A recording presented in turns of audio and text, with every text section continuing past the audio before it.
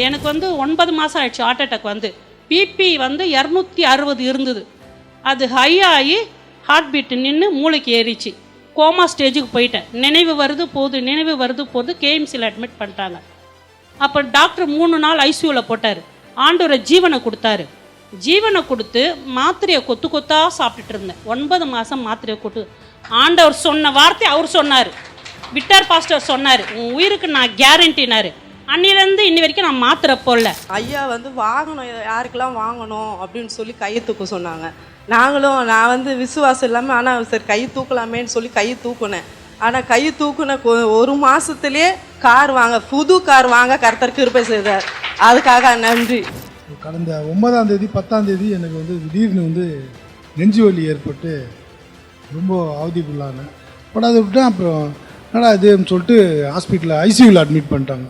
Victor pastor கிட்ட சொல்லி இந்த மாதிரி எங்கள் அண்ணனுக்கு இந்த மாதிரி ஆயிடுச்சுன்னு சொல்லினா பாஸ்டர் 2 ப்ரேயர் பண்ணி உங்கள் அண்ணனுக்கு ஒன்றா 2 நாளில் வீட்டுக்கு போய்டுவாருன்னு சொல்லிட்டு சிம்பிளாக சொல்லிட்டாரு. நினச்சே பார்க்க முடியல. திடீர்னு என்ன சொல்லிட்டாங்க, உனக்கு ஆன்ஜியோ பண்ணுன்ற மாதிரி கன்ஃபார்மாக சொல்லியிருந்தாங்க. திடீர்னு டாக்டரே என்ன சொல்கிறாரு, ஆன்ஜியோ பண்ணாலும் பண்ணலாம், பண்ணாமல் விட்டு டேப்லெட்டே கூட போட்டுக்கலாம், நீங்கள் போகலான்னு சொல்லிட்டு 2 நாளில் சொன்னாங்க. எனக்கு வேலை போகிற நிலைமை வந்துடுச்சு. நான் வாங்காத பேங்க்கில் கடன் கிடையாது, எல்லாமே ஃபுல்லாக கரப்ட் ஆகிடுச்சு. சேல்ரி லாக்கு, கடன் பிரச்சனை ஒரு பக்கம். ஒரு நாளைக்கு எங்கள் வீட்டுக்கு மட்டுமே ஒரு 6-7 பேர் பேங்க்காரங்க வந்துடுவாங்க. நான் வீட்டை விட்டு ஓடி சேட்பட்டில் உட்காந்து இருக்கேன்.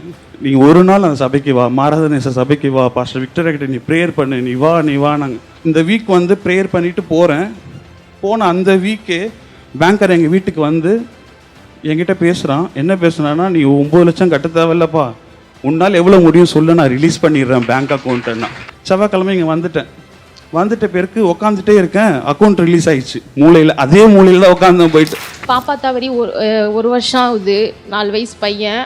அவன் தவறுதுலேருந்து நான் ரொம்ப ரொம்ப கஷ்டப்பட்டுட்டேன். இன்ன வரைக்கும் நான் வெளியே வரல. நான் சபைக்கு போனாலும் ரொம்ப கஷ்டமாக இருக்கும் எனக்கு. நான் குழந்தையும் பார்க்கும் போதெல்லாம் ரொம்ப வலிக்கும் எனக்கு. பாப்பா தவறுதுலேருந்து எனக்கு சின்ன குழந்தைக்கு எது நடந்தாலும் பயமாகவே தான் இருக்கும்.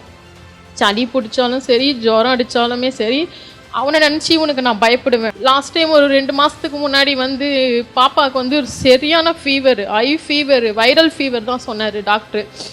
நான் ஃபோன் பண்ணிவிட்டு இதுமாதிரி பாப்பாவுக்கு ரொம்ப ஃபீவராக இருக்குப்பா, அவர் எதுவுமே பண்ணலை, வெறும் சின்னதாக கொஞ்சோண்டு தண்ணி மட்டும் எடுத்து அந்த செகண்ட் வரைக்குமே அவனுக்கு ஜுரம் விடவே இல்லை. நெருப்பு மாதிரி கொதிக்குது, கையை தொட்டாலும் அவ்வளோ ஹீட் ஆகுது.